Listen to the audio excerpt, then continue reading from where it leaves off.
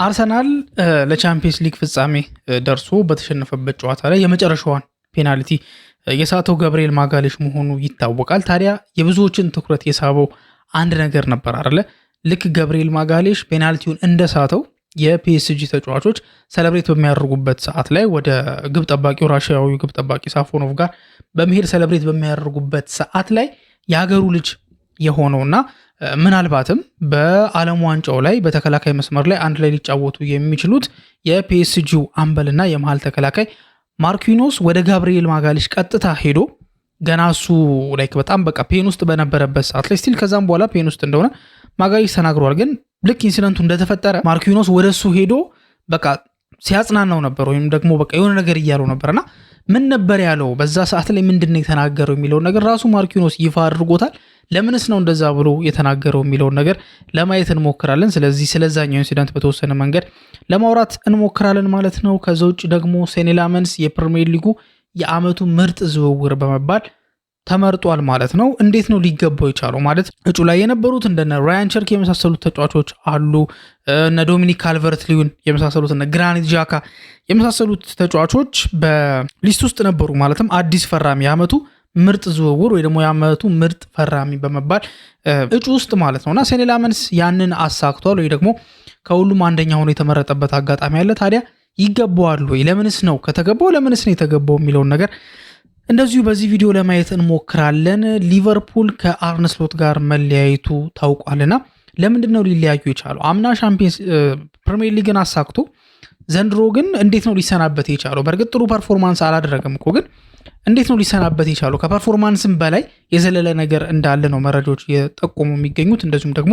የማንቸስተር ሲቲ ተጫዋቾች ገና ካሁኑ የመውጣት ሩመሩን ምንድነው አለማስተባበሉን ተያይዞታል። ማለት ይወጣሉ የሚሉ ሩመሮች አሉ፣ የተረጋገጡ አሉ የወጡ ግን ደግሞ አሁንም ስቲል ያሉና ከሲቲ ጋር ኮንትራት ያላቸው ተጫዋቾች ፔፕን ተከትለው ምናልባት ሊወጡ የሚችሉበት እድል እንዳለ እየተጠቆመ ይገኛል። ስለነዚህ ጉዳዮች አጠቃላይ የምናወራ ይሆናል። ከእናንተ የሚጠበቀው ለዚህ ቻናል አዲስ ከሆናችሁ ሰብስክራይብ እያረጋችሁ እስከ መጨረሻው ድረስ መከታተል ነው። እንደሚታወቀው በዚህ አሪፍ ስፖርት ላይ የተለያዩ መረጃዎችን እያመጣን ስለ ፕሪሚየር ሊግ በተለይ ፕሪሚየር ሊግ ላይ ፎከስ ያደረገ ፕሮግራሞችን እያመጣን የምንወያይ ይሆናል። ስለዚህ እንደዚህ አይነት መረጃዎች እንዲደርሷችሁ እንደዚሁም ደግሞ ውይይቶች የምትፈልጉ ከሆነ ይህንን ቻናል ሰብስክራይብ ማድረጋችሁን እንዳትረሱ። መልካም ቆይታን ተመኝ። አርሰናል ለቻምፒየንስ ሊግ ፍጻሜ ደርሶ በተሸነፈበት ጨዋታ ላይ ማለትም በፔናልቲ ሹታውት እንደተሸነፈ ይታወቃል። 1-0 ሲመራ ቆየ። በአምስተኛው ደቂቃ ላይ በሃቨርስ አማካኝነት አንድ ጎል አስቆጥሮ 1-0 ሲመራ ቆየ።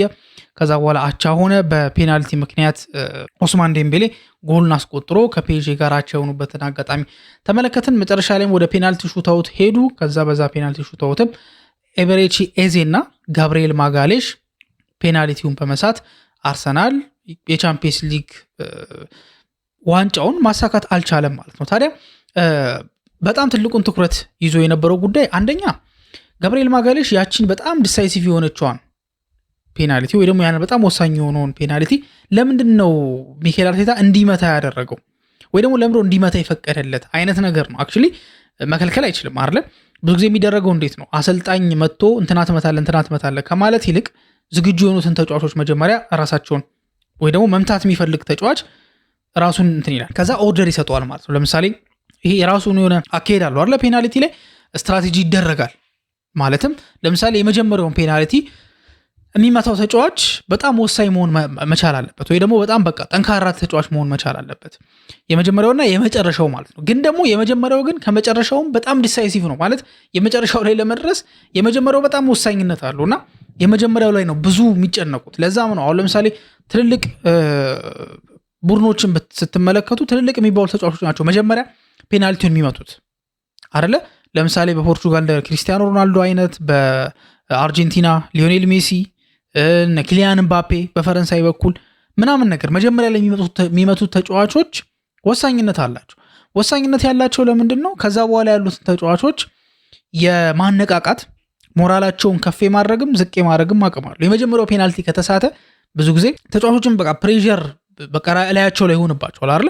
ምክንያቱም ፔናልቲ እንደሚታወቀው የብቃት ጉዳይ የምናምናም ብቻ አይደለም። ቢካዝ በጣም ግሬተስት የሚባሉ ተጫዋቾች ፔናልቲ ስተው እናስታውሳቸዋለን አይደል? ለምሳሌ ባጆር ለምሳሌ አብዛኛው ሰው የሚያስታውሰው ለጣሊያን ብሔራዊ ቡድን ያቺን ፔናልቲ በሳተበት አጋጣሚ ለዛውም እኮ እንግዲህ ባጆ ማለት በጣም አስደናቂ አጥቂ ነው። ከዛች ስፓት ላይ አይደለም ከፔናልቲ ቦክስ ውጪ የሚያስቆጠር ተጫዋች ነው። ግን በዛች ሞመንት ላይ ግን መሳት አይደለም እኮ መሳትም እኮ አይነት አለው። በረኛ ሲመልስ ምናምን ይጠበቃል ብዙ ጊዜ። ግን አንዳንድ ጊዜ ኳሱን ያርቁታል። በቃ በጣም ከፍ ባለ ሁኔታ ይመቱታል። ይሄ ምን መሰላችሁ? አንደኛ ፕሬሸሩን ለመቀነስ ነው። አሁን ለምሳሌ ሪስክ አለው። በመሬት ከመታችሁ ቴክኒካሊ ጥሩ ካልሆናችሁ በረኛው የማዳን እድል አለው። ገብቷል? አሁን በጣም ሹት እንኳን ቢሆን ያኳስ ሹት እንኳን ቢሆን በረኛው ሳይደርስበት ኳሷ ልታመልጠው ወይ ደግሞ ልትገባ ትችላለች ነው እንጂ በረኛው ከደረሰበት ይገባል። ግን ከፍ ተደርጎ ከተመታ ግን በረኛው ቢደርስበትም፣ ምክንያቱም የትኛውም በረኛው ወደ ላይ አይወረወርም። በረኞች የሚወረወሩት ስራቸው ላይ ነው። ምክንያቱም አንደኛ አያስቡትም፣ ሲቀጥል እዛ ከላይ የተመታ 90 ላይ የተመታ ፔናልቲ ማዳን በጣም ከባድ የሚሆን ነገር አይደለም። ስለዚህ እንደዛ ነገር ያደርጋሉ። አሁን የመጀመሪያው ፔናልቲ ተመታ።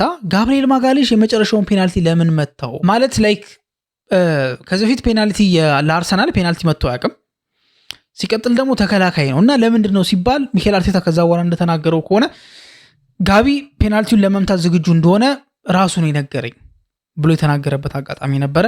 ጋብሪኤል ማጋሌሽም በቃ የአርሰናልን ዲሳይሲቭ የሆነችዋን ፔናልቲ ማስቆጠር ፈልጎ ስለነበረ ያንን ፕሬሸር እላዩ ላይ ለማድረግ ፈቃደኛ የነበረ ተጫዋች ስለሆነ ነው ሚኬል አርቴታም እድሉን የሰጠው እንጂ ሚኬል አርቴታ አንተ መተው ብሎ ታራል ፔናልቲውን እንዲመታ ያደረገው ማለት ነውና ከሳተው በኋላ ታዲያ የታየው ኢንሲደንት ምንድነው? ወዲያው የብሔራዊ ቡድን አጋሩ ማርኪኖስ እሱን ሄዶ ኮንሰልት ሲያደርገው ነበር። በቃ ሲያጽናናው ነበረ ምናምን በቃ በጆሮ ነገር ሲነግረው ነበር ምናምንና ምን ነበር በጆሮ ሲነግረው የነበረው ነገር? በጆሮ ሲነግረው ነገር ምንድነው የሚለውን ነገር ራሱ ማርኪኖስ ተጠይቆ ምላሽ ሰጥቷል። የተናገረው ምንድነው?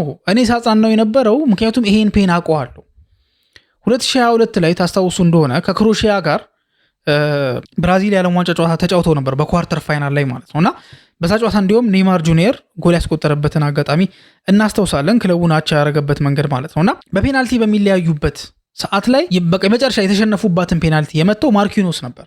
ታስታውሱ እንደሆነ መቶት አንግል ገጭቶበት ነበር ኳሶች ሆነ። በዛ ምክንያት ብራዚል ከዛ ዓለም ዋንጫ ተሰናበተች። ገና ከኳርተር ፋይናል ማለት ነው። ለስንት ነገር ሲጠበቁ ነበረ። እንደነ ኔይማር ጁኒየር የመሳሰሉት ተጫዋቾች ነበሩ። ጥሩ የሚባል አቅም ያላቸው ተጫዋቾች እንደነበሩ ይታወሳልና ያነቷል። ስለዚህ ያንን ፔን ስለማቀው ጀስት ብዙ ፊል እንዳያደርግ በሚል ነው ሄጄ ያልፋል ይሄም ነገር እኔም እዚህ ቦታ ላይ ነበርኩኝ ፔኑን አውቀዋለሁ። ስለዚህ ብዙም እንዳይጨነቅ ብዙም በቃ ይሄ ኦቨርቲንክ አድርጎ ራሱን እንዳይጎዳው ከዚህ በኋላ የሚኖረው ኬሪሩ ላይም የማይሆን ጫና እንዳያሳድርበት ገባችሁ። ምክንያቱም ፔናልቲ በጣም መጥፎ ነገር ነው። ባጆ አሁንም ድረስ ስለዛ ኢንሲደንት ሲጠየቅ እምባውን የሚቀር አሳሞጂያን እንደምታውቁት ፔናልቲ አልመታም ማለቱ ይታወሳል። በእርግጥ እሱ አንዴ ብቻ አይደለም የተደጋግሞበታል። ዓለም ዋንጫ ላይም እንደዚህ አይነት ነገር ተፈጠረ። ያኔ በጣም በቃ ጋናን ኮስት ያደረገች አጋጣሚ ነበረች። እሷን የሳተበት ሁኔታ ነበር። ዛምቢያ ላይ አፍሪካ ዋንጫ ላይ የሳተበት አጋጣሚ ነበርና ፔናልቲ በጣም መጥፎ ነው። ከዛ በኋላ ያለውን ራሱ ኮንፊደንስ ሙሉ በሙሉ ይሸረሽርበት። ስለዚህ ፔናልቲ ተጫዋቾች ሊሸሹ ሊሩቁ ይችላሉ። ማርኪኖስ ያ ነገር እንዳይፈጠር በሚል ነበር ጋብሪኤል ማጋሌሽን ሲያጽናናው የነበረው። አንድም እንዳልኳችሁ ከዚህ በኋላ ያለው ኬሪሩ ነው። ሁለትም ደግሞ ጋብሪኤል ማጋሌሽ የብራዚል ብሔራዊ ቡድን አባል እንደሆነ ይታወቃል። ማለት ለዓለም ዋንጫ ከተጠሩ ተከላካዮች መካከል ጋብሪኤል ማጋሌሽ አንዱ ነው። ማጋሌሽ ካርሎ አንቸሎቲ ካርሊቶ የብራዚል ብሔራዊ ቡድን ውስጥ አካቶታል። ስለዚህ በዚህ ሞቲቭ በዚህ ሞራል እንግዲህ አስቡት ከቀናት በኋላ ነው ዓለም ዋንጫው ደግሞ የሚጀምረው።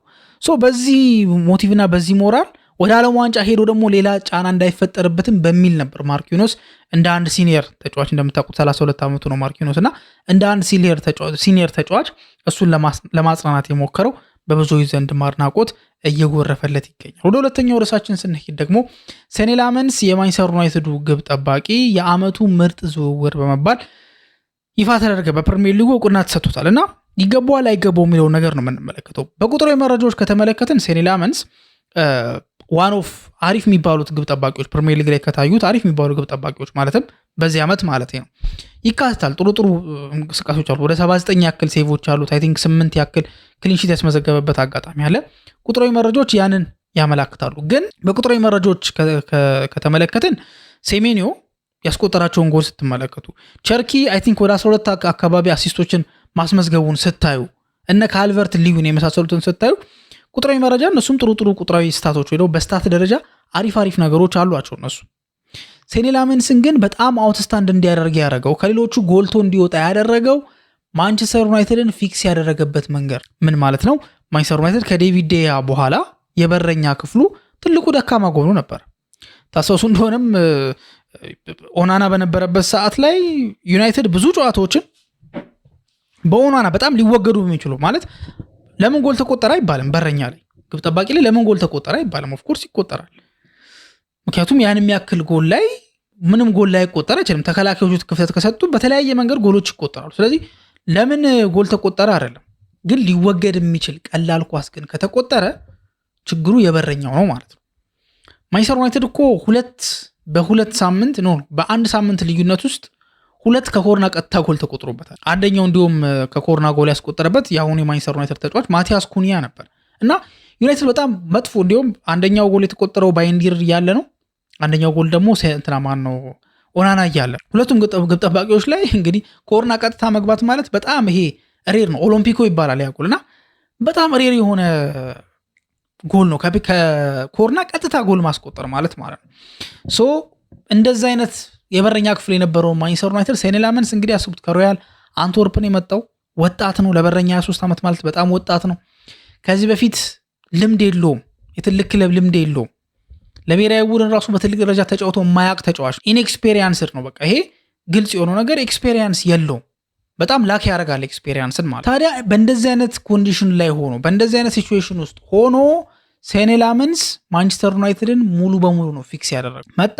የማንቸስተር ዩናይትድ የበረኛው ቦታ ከድክመቱ ይልቅ እንዲሁም ጠንካራ ጎን ሆነ።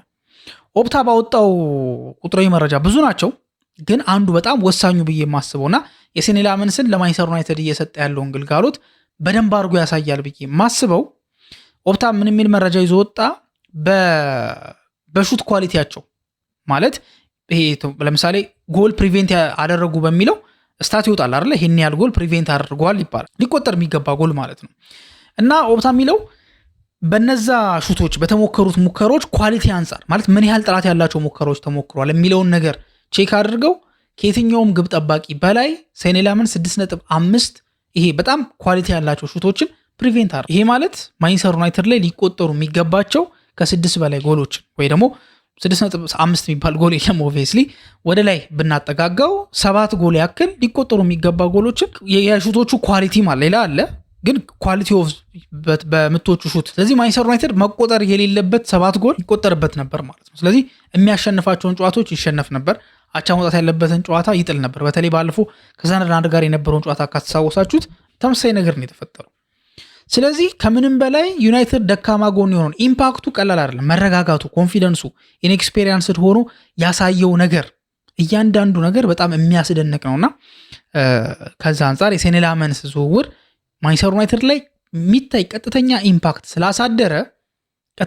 ስላሳደረ ሊሸለም ችሏል ማለት ነው። ስለዚህ ለምንድን ነው የሚገባው? ሌሎቹም ጥሩ የሚባሉ ተጫዋቾች ነበር የፈረሙት፣ ይገባቸዋል።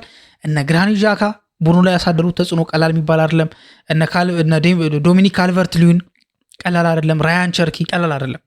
ግን የሴኒ ላሜንስ ግን እንዲጎላ ያደረገው ግን በቃ የሞላው ክፍተትና ማንቸስተር ዩናይትድ ከዚህ በፊት የነበረበትን ችግር በምን ያህል ኳሊቲ አፕግሬድ እንዳደረገ ኮንሲደር ሲደረግ ነው ማለት። የመጨረሻው ርዕሳችን የሚሆነው ታዲያ የስሎት መውጣትና የሲቲ ተጫዋቾችም ደግሞ እንደዚሁ ፔፕን ተከትለው የመውጣታቸው ጉዳይ በጣም አነጋጋሪ እየሆነ ይገኛል። ስሎት አምና ሻምፒዮን ሆኖ ዘንድሮ የተሰናበተበት ትልቁ ሪዝን ያጨዋወት ስታይሉ እንደሆነ መረጃዎች ወጥተዋል። ስሎትን የማሰናበት ሀሳብ አልነበራቸውም፣ ግን ደግሞ የተለያዩ ነገሮች ከተጫዋቾች ጋር ያለው ፎሎአውት አለ፣ ብዙ የሚጠቀሱ ነገሮች አሉ። ከነዛ ሁላ ነገሮች ግን ዋነኛው ነገር ስሎት እንዲወጣ ያደረገው ፐርፎርማንስ ነው።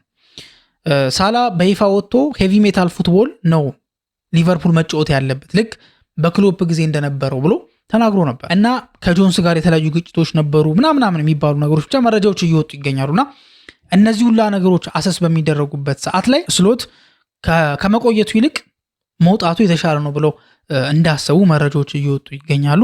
ቀጣይ እንግዲህ አንዶኒ ራኦላ ይሆናል እየተባለ ነው። እንግዲህ እስኪ ወዴት ያመራሉ የሚለውን ነገር አብረን እንመለከታለን። ከዛ ውጭ ደግሞ የማንቸስተር ሲቲ ተጫዋቾች በተለይም ዮስኮ ግቫርዲዮል እና ሮድሪ ኢንተርቪው ሰጥተው ነበር እና ሁለቱም ሲጠየቁ ተመሳሳይ መልስ ነው የመለሱት በሚገርም ሁኔታ። ማለትም ስለ ክረምት መውጣታቸው ሲጠየቅ ግቫርዲዮል አሁን ፎከሴ ለዓለም ዋንጫው ላይ ነው፣ ሲቲ ቤት ጥሩ ጊዜን አሳልፍ ያለው ከመጎዳቴ በፊት ዋና ተጫዋች ነበርኩኝ። ስለዚህ በቂ የመጫወቻ ደቂቃዎች ይሰጡኝ ነበር። ግን ደግሞ አሁን ትኩረት የዓለም ዋንጫው ላይ ነው። ከዓለም ዋንጫው በኋላ ደግሞ የሚፈጠረውን ነገር እንመለከታለን ብሎ ኢንተርቪውን ሰጠው። ሮድሪም ደግሞ ተመሳሳይ መንገድ ሲጠየቅ አሁን እኔ ቡድኑን ስለመምራት የስፔን ብሔራዊ ቡድን ስለመምራት ነው እያሰብኩኝ ያለሁት፣ እግር ኳስ ላይ የሚጠበቅ ነገር ነው፣ ከዓለም ዋንጫው በኋላ እንመለከታለን ብሎ ነው የተናገረው። ሁለቱም ተጫዋቾች ከሪያል ማድሪድ ጋር ስማቸው የተያያዙ ናቸው። እንግዲህ ፔፕ ጋርዲዮላ መውጣቱን ተከትሎ አንዳንድ የሚከተሉትም ተጫዋቾች እንደሚኖሩ እየተዘገበ ነበረ። ያው ስቶንስ እና በርናርዶ አብሮት ከሱ ጋር የወጡ ተጫዋቾች ናቸው። ሌሎቹም ግን ምናልባትም ሮድሪ እንደዚሁም ደግሞ ግቫርዲዮልም ከማንቸስተር ሲቲ ጋር ሊለያዩ የሚችሉበት እድል እንዳለ እየተዘገበ ይገኛል። በተለይም ደግሞ ሲቲ ኤሌት አንደርሰንን እየፈለገ ያለውም አንድም የሮድሪ ምትክ ለማድረግ እንደሆነ ዘገቦች እየወጡ ይገኛሉ። እንግዲህ እነማን ይወጣሉ እነማን ይቀራሉ የሚለውን ደግሞ አብረን የምንመለከት ይሆናል። የናንተ ሀሳብ ምንድን ነው? ማርኪኖስ ስላደረገው ተግባር ምን ሀሳብ አላችሁ? ሰኔ ላመንስስ የዓመቱ ምርጥ ዝውውር መባሉ ይገባል ብላችሁ ታስባላችሁ የሚለውን ነገርና ከሲቲ ቤት ሊወጡ ይችላሉ ብላችሁ የምታስቧቸውን ተጫዋቾች ኮሜንት ሴክሽን ላይ ታስቀምጡልን እንጠይቃችኋለን። እስካሁን ድረስ አብራችሁ ስለቆያችሁ እናመሰግናለን። በቀጣይ ፕሮግራም እስከምንገናኝ ድረስ መልካም ጊዜ ይሆንላችሁ።